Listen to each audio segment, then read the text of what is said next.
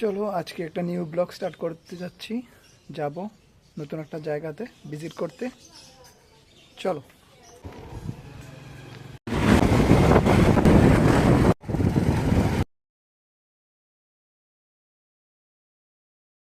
চলে এসেছি আগরতলা।